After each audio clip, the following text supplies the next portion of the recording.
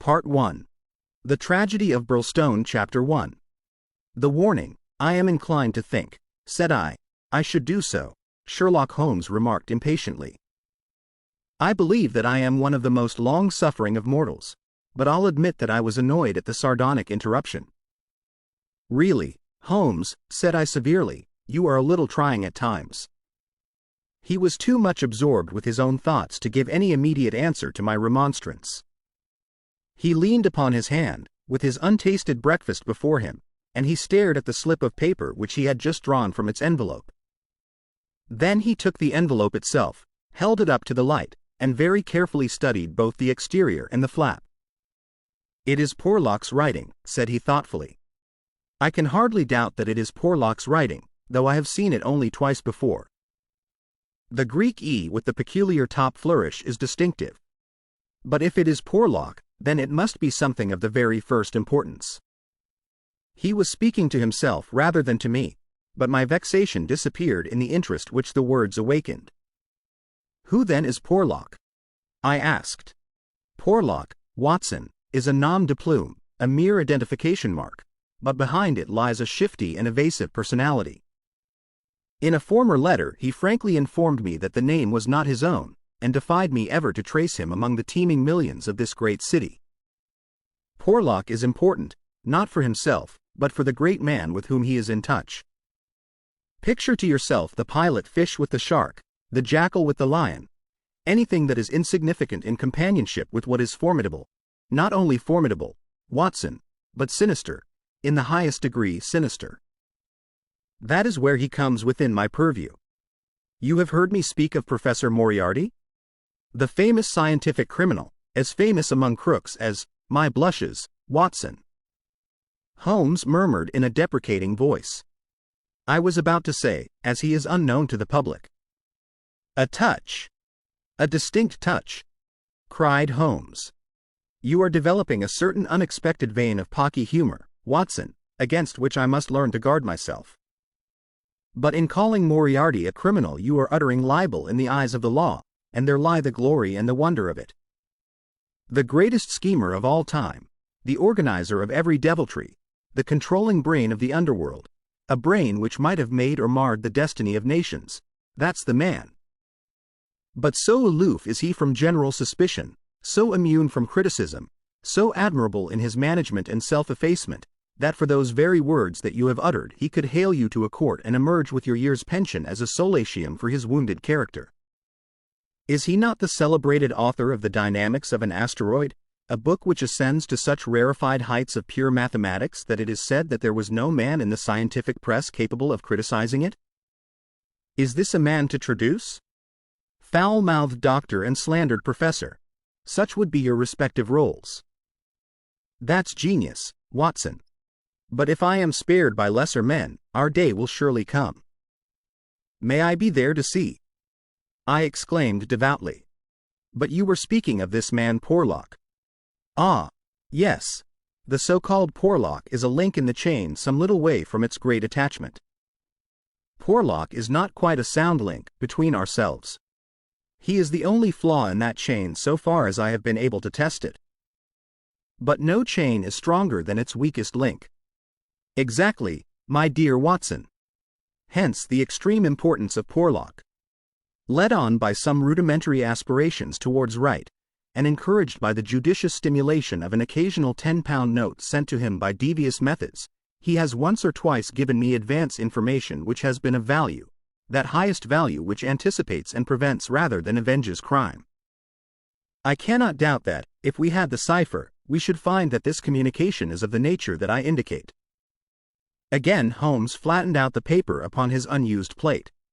I rose and, leaning over him, stared down at the curious inscription, which ran as follows: 534 C2, 13, 127, 36, 31, 4, 17, 21, 41, Douglas, 109, 293, 537, Burl, Stone, 26, Burl, Stone, 947, 171.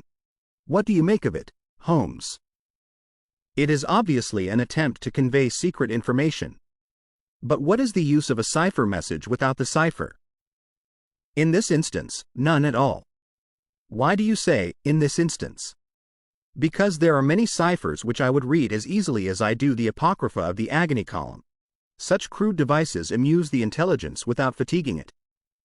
But this is different. It is clearly a reference to the words in a page of some book. Until I am told which page and which book, I am powerless. But why, Douglas and Burlstone? Clearly because those are words which were not contained in the page in question. Then why has he not indicated the book?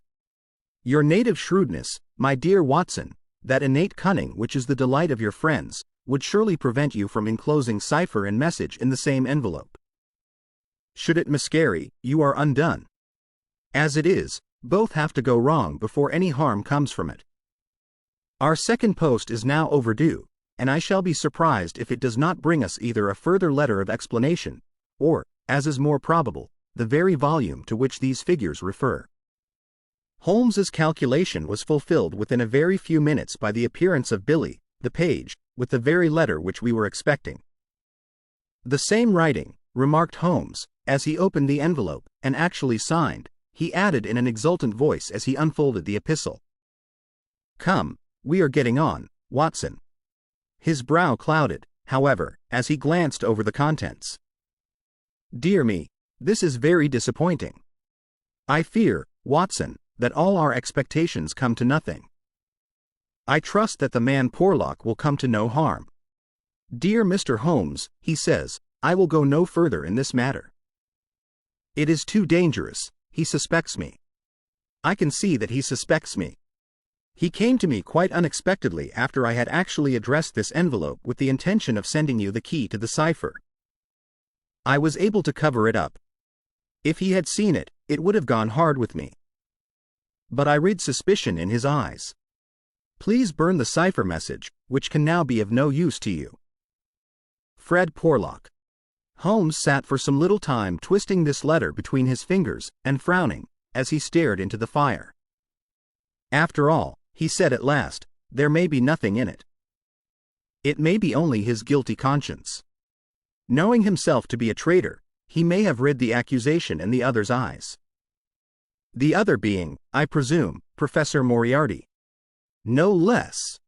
When any of that party talk about he, you know whom they mean. There is one predominant he for all of them. But what can he do?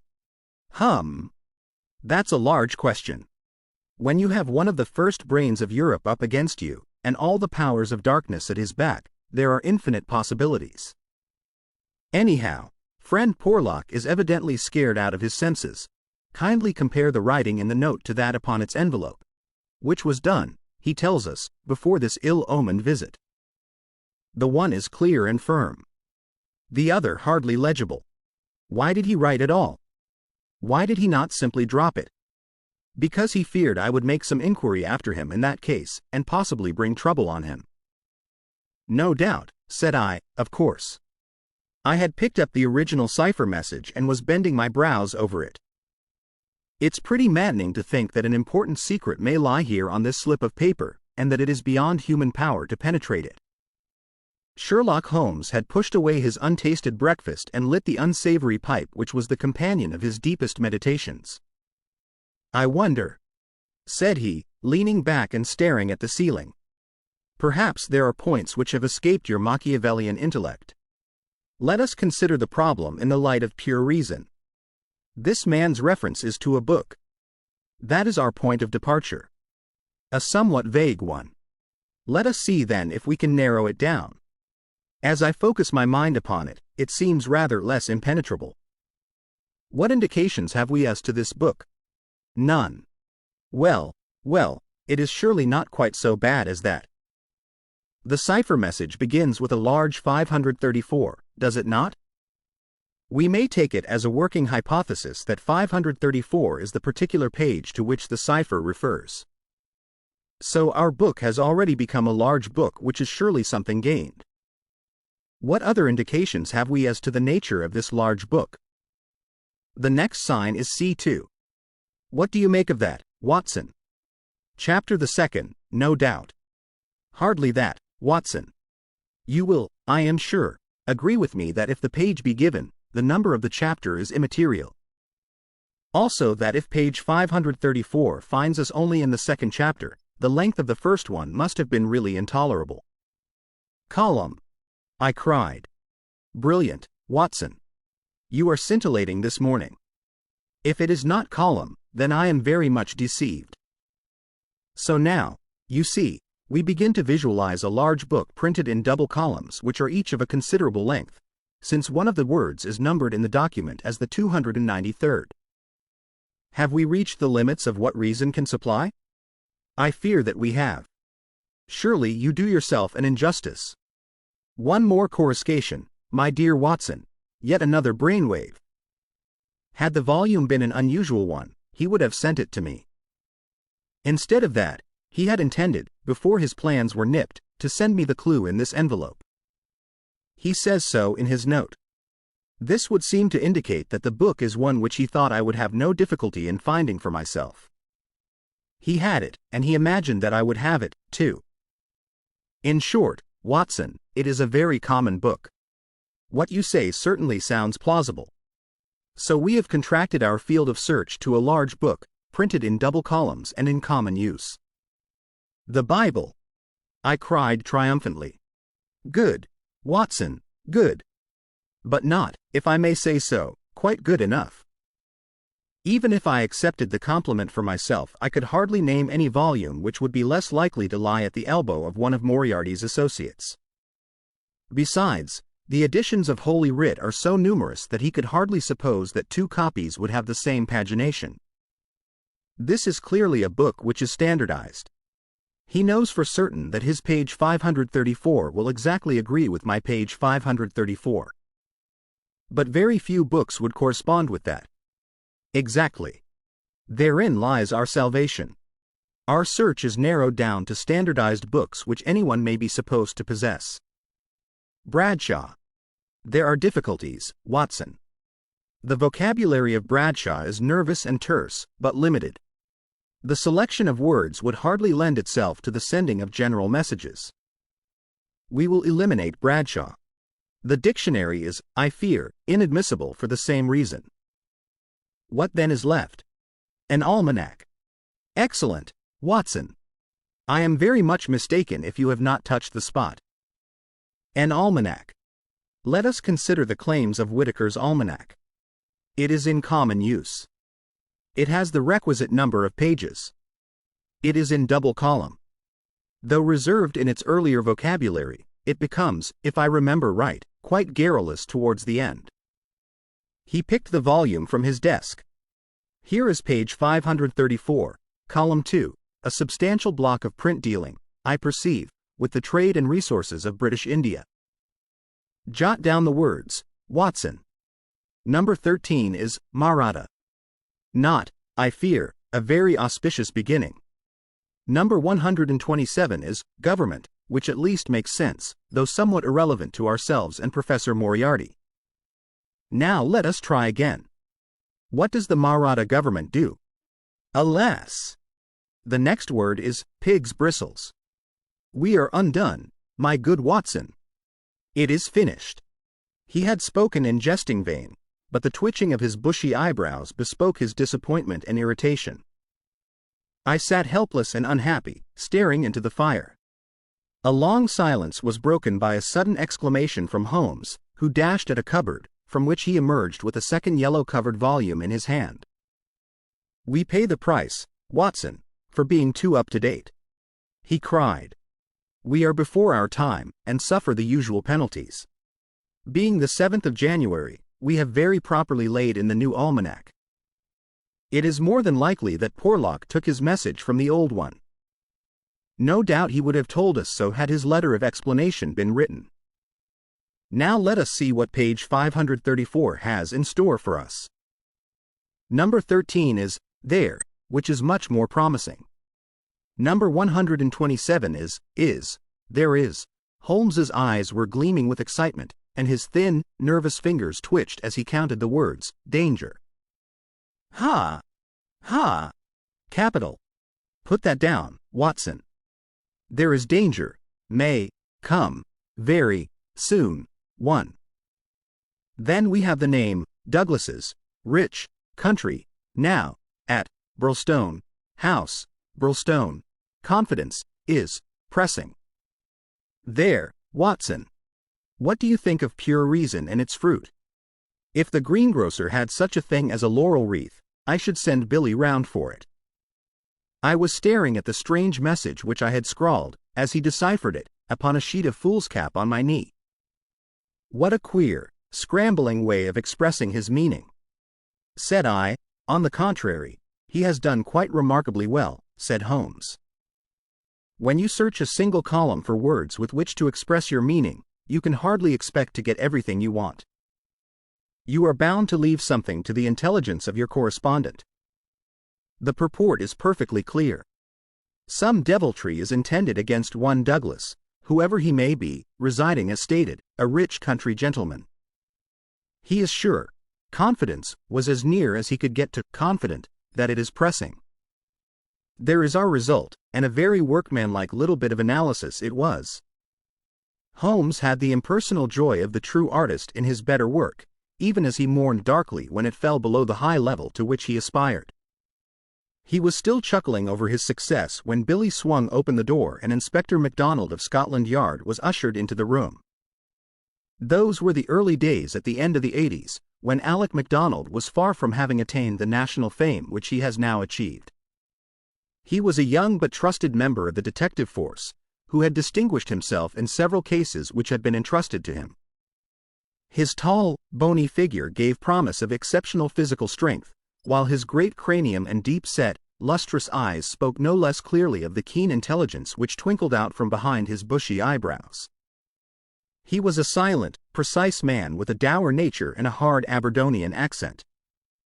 Twice already in his career had Holmes helped him to attain success, his own sole reward being the intellectual joy of the problem. For this reason the affection and respect of the Scotchman for his amateur colleague were profound, and he showed them by the frankness with which he consulted Holmes in every difficulty. Mediocrity knows nothing higher than itself, but talent instantly recognizes genius, and MacDonald had talent enough for his profession to enable him to perceive that there was no humiliation in seeking the assistance of one who already stood alone in Europe, both in his gifts and in his experience. Holmes was not prone to friendship, but he was tolerant of the big Scotchman, and smiled at the sight of him. "You are an early bird, Mr. Mac," said he. "I wish you luck with your worm. I fear this means that there is some mischief afoot.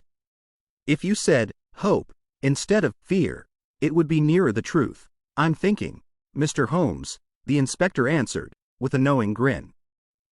"Well, maybe a wee nip would keep out the raw morning chill." "No, I won't smoke, I thank you. I'll have to be pushing on my way, for the early hours of a case are the precious ones, as no man knows better than your own self." But, the inspector had stopped suddenly, and was staring with a look of absolute amazement at a paper upon the table. It was the sheet upon which I had scrawled the enigmatic message. "Douglas," he stammered. "Burlstone. What's this, Mr. Holmes? Man, it's witchcraft. Where in the name of all that is wonderful did you get those names?" "It is a cipher that Dr. Watson and I have had occasion to solve." "But why? What's amiss with the names?" The inspector looked from one to the other of us in dazed astonishment. "Just this," said he, "that Mr. Douglas of Burlstone Manor House was horribly murdered last night."